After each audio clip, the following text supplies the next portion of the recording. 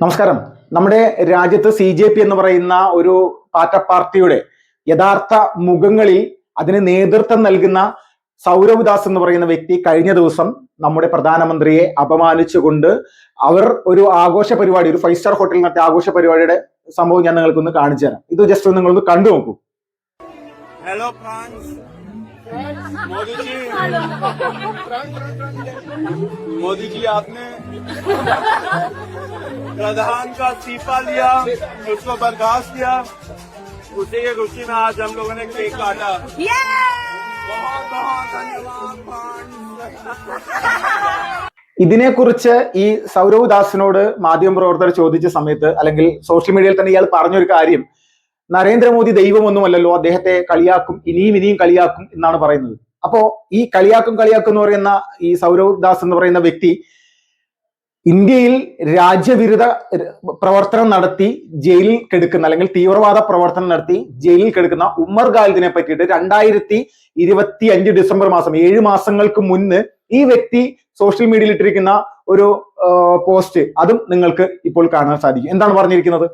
അടിയറവ് വെക്കാത്ത പോരാട്ട വീര്യത്തെ എന്നും ബഹുമാനം, അല്ലെങ്കിൽ ഇന്ന് ബഹുമാനിക്കും എന്നാണ് ഈ പറയുന്ന വ്യക്തി പറയുന്നത്. ആരെ പ്രകീർത്തിച്ചുകൊണ്ട്? ഉമ്മർ ഖാലിദ് എന്ന് പറയുന്ന തീവ്രവാദിയെ.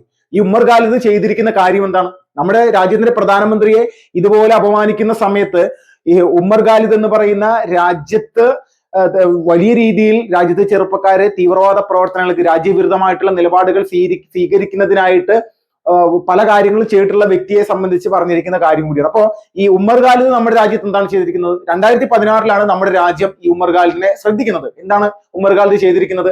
2016 നമ്മൾക്കറിയാം, നരേന്ദ്രമോദി സർക്കാർ അധികാരത്തിൽ വന്നതിന് ശേഷം JNU സർവകലാശാല കേന്ദ്രീകരിച്ച് ഒരുപാട് സമരങ്ങൾ മോദി സർക്കാരിനെതിരെ നടത്താൻ ഇവന്മാർ നിരന്തരമായിട്ട് ശ്രമിച്ചിരുന്നു. ആ സമരത്തിൽ 2016 നമ്മുടെ ഈ JNU എന്ന് പറയുന്ന നമ്മുടെ രാജ്യത്തെ ഒരു സർവകലാശാലയിൽ പാർലമെന്റ് ഭീകരാക്രമണ കേസിലെ പ്രതിയായിട്ടുള്ള അഫ്സൽ ഗുരുവിനെ പ്രകീർത്തിച്ചുകൊണ്ട് ഒരു പരിപാടി നടന്നു. അഫ്സൽ ഗുരുവിനെ തൂക്കിലേറ്റിയത്, നിയമപരമായിട്ടുള്ള കാര്യങ്ങൾ, ഒരുപാട് പിഴവുകൾ സംഭവിച്ചിട്ടുണ്ട്, അതങ്ങനെ പാടില്ലായിരുന്നു എന്നൊക്കെ പറഞ്ഞുകൊണ്ട് അഫ്സൽ ഗുരു ഒരു ഹീറോ ആയിട്ടൊക്കെ പ്രകീർത്തിച്ചുണ്ടായിരുന്നു ഒരു പ്രോഗ്രാം നടത്തിയത്. അതിൽ ഈ ഉമ്മർ ഖാലിദും കനയ്യകുമാർ അടക്കമുള്ള ആൾക്കാർ ഉണ്ടായിരുന്നു. ഉമ്മർ ഖാലിദാണ് മെയിൻ ആയിട്ട് ഉള്ളത്. ഈ ഉമ്മർ ഖാലിദ് മഹാരാഷ്ട്ര സ്വദേശിയാണ്. മഹാരാഷ്ട്രയിൽ വലിയ രീതിയിലുള്ള ഒരു ജനങ്ങളെ പ്രകോപിപ്പിക്കുന്ന തരത്തിലേക്കുള്ള പ്രസംഗം നടത്തിയതിന്റെ പേരിലും ഇയാൾക്കെതിരെ കേസുണ്ട്. അന്ന് തന്നെ രാജ്യദ്രോഹ കുറ്റത്തിന് 2014 തന്നെ ഇയാൾക്കെതിരെ നടപടികൾ ആരംഭിച്ചിരുന്നു. ഒളിവിൽ പോയി. അതിനുശേഷം 2020 പൗരത്വ ഭേദഗതി ബില്ലുമായി ബന്ധപ്പെട്ടുകൊണ്ട് ദില്ലിയിൽ 2020 ഫെബ്രുവരി മാസം നടന്ന കലാപവുമായി ബന്ധപ്പെട്ടുകൊണ്ട് അതിന് വലിയ രീതിയിൽ നേതൃത്വം നൽകി. ഈ കലാപത്തിന് കൃത്യമായിട്ട് ആസൂത്രണം ഉമ്മർ ഖാലിദ് നടത്തി എന്നുള്ളതാണ് ദില്ലി പോലീസിന്റെ കണ്ടുപിടുത്തം. അപ്പോൾ ഇതുമായി ബന്ധപ്പെട്ടുകൊണ്ട് കോടതിയിൽ കൃത്യമായിട്ടുള്ള തെളിവുകൾ സഹിതം നമ്മുടെ ദില്ലി പോലീസ് നിലപാടുകൾ എടുത്താണ്. അപ്പോൾ അത് കോടതി അംഗീകരിച്ചതിന്റെ പേരിലാണ് ഇത്രയും വർഷമായിട്ടും ഈ പറയുന്ന വ്യക്തിക്ക് ജാമ്യം ലഭിക്കാതെ ഇങ്ങനെ കിടക്കുന്നത്. ചില 1-2 കാര്യങ്ങൾ ജാമ്യം ലഭിച്ചിട്ടുണ്ടെങ്കിലും ഇപ്പോഴും പുറത്തു വരാൻ പറ്റാത്ത സാഹചര്യത്തിൽ തിഹാർ ജയിലിൽ തന്നെ കിടക്കുകയാണ്. ഈ ഉമ്മർ ഖാലിദിനെ പോലെയുള്ളത് എന്ന് മാത്രമല്ല, ഉമ്മർ ഖാലിദിനെ പരസ്യമായിട്ട് സോഷ്യൽ മീഡിയ വഴി ഉമ്മർ ഖാലിദിന്റെ രാജ്യദ്രോഹ പ്രവർത്തനത്തിന്റെ പോരാട്ട വീര്യം എന്ന് നമ്മൾക്ക് പറയാം. രാജ്യദ്രോഹം ചെയ്യുന്ന ആളുകളുടെ ഒരു പോരാട്ടം ഉണ്ടല്ലോ, ആ പോരാട്ട വീര്യത്തെയാണ് ഈ CJP നേതാവായിട്ടുള്ള സൗരവ് ദാസ് പ്രകീർത്തിച്ചുകൊണ്ട് നിലപാട് സ്വീകരിച്ചിരിക്കുന്നത്. അപ്പൊ ഇത് നമ്മുടെ രാജ്യത്തുള്ള ചെറുപ്പക്കാർ ഇത് മനസ്സിലാക്കണം. ഈ വീഡിയോ കാണുന്ന ചെറുപ്പക്കാരെല്ലാവരും ഇത് മനസ്സിലാക്കണം. നമ്മുടെ രാജ്യത്ത് ഏത് മോദി സർക്കാർ ആയിക്കോട്ടെ, ഇനി മോദി മാറി മറ്റൊരാൾ വന്നിട്ട്, അല്ലെങ്കിൽ മറ്റൊരു സർക്കാർ വന്നിട്ട്, ആര് വന്നു കഴിഞ്ഞാലും ഇല്ലെങ്കിലും ഈ രാജ്യത്തെ ചെറുപ്പക്കാർക്കെതിരെ ഒരു അനീതി, അല്ലെങ്കിൽ ഇവിടുത്തെ നമ്മുടെ അവകാശങ്ങൾ എന്തെങ്കിലും തരത്തിലുള്ള പോരായ്മകൾ ഉണ്ടെങ്കിൽ ഏത് മന്ത്രിക്ക് എതിരെ വേണമെങ്കിലും നമുക്ക് സമരം ചെയ്യാം, പോരാട്ടം നടത്താം. ദില്ലി കേന്ദ്രീകരിച്ചുകൊണ്ടോ രാജ്യത്തെ ഏത് സംസ്ഥാനം കേന്ദ്രീകരിച്ചുകൊണ്ട് ചെയ്യാം. പക്ഷേ ഈ പോരാട്ടം സംഘടിപ്പിക്കുന്ന ആളുകളുടെ യഥാർത്ഥ മുഖം എന്താണ്, അവരുടെ നിലപാട് എന്താണ്, അവരുടെ മാനസികാവസ്ഥ എന്താണെന്ന് നമ്മൾ മനസ്സിലാക്കണം. പ്രധാനമന്ത്രിയെ അപമാനിച്ചുകൊണ്ട് പോസ്റ്റ് ഇടുന്നവൻ രാജ്യദ്രോഹ കുറ്റത്തിന് ജയിലിൽ കിടക്കുന്ന ആളുകൾക്ക് ആളെ സംബന്ധിച്ച് അനുകൂലിച്ചുകൊണ്ട് പോസ്റ്റ് ഇടുന്നു. ഇതാണ് നമ്മൾ ഈ CJPയുടെ സമരം ആരംഭിച്ച സമയം മുതൽക്കേ തന്നെ നമ്മൾ പൊതുസമൂഹത്തോട് പറഞ്ഞുകൊണ്ടിരിക്കുന്നത്. യാഥാർത്ഥ്യം മനസ്സിലാക്കണം. ഇത് തന്നെയാണ് വിദ്യാഭ്യാസ മന്ത്രി ആയിരുന്ന ധർമ്മേന്ദ്ര പ്രധാൻ രാജിവെച്ച സമയത്തും പറഞ്ഞത്. അദ്ദേഹം പറഞ്ഞത് എന്താണ്?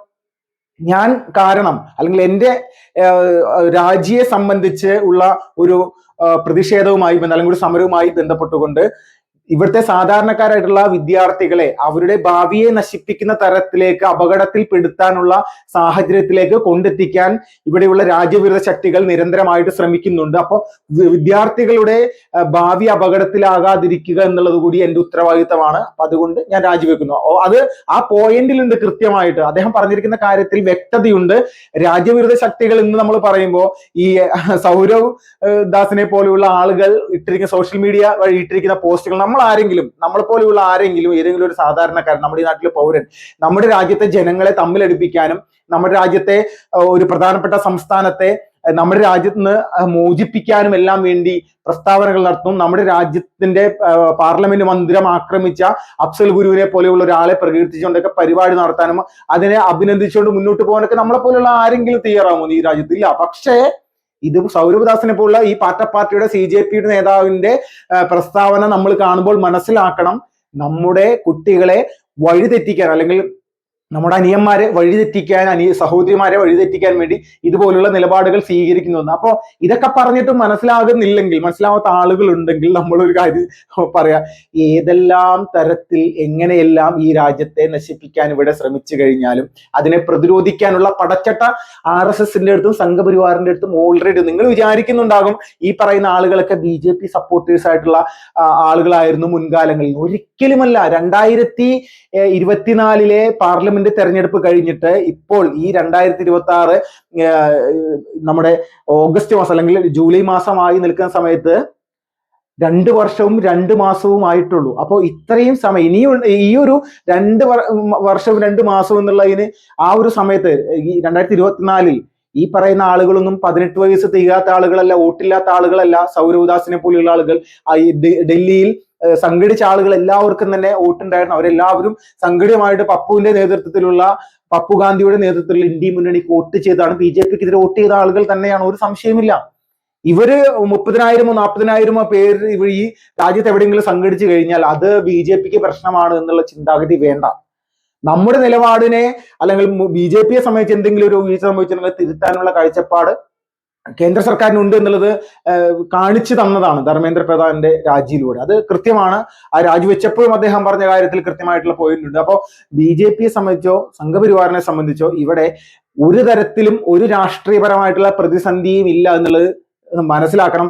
36% വോട്ടാണ് 2024 കിട്ടിയത്.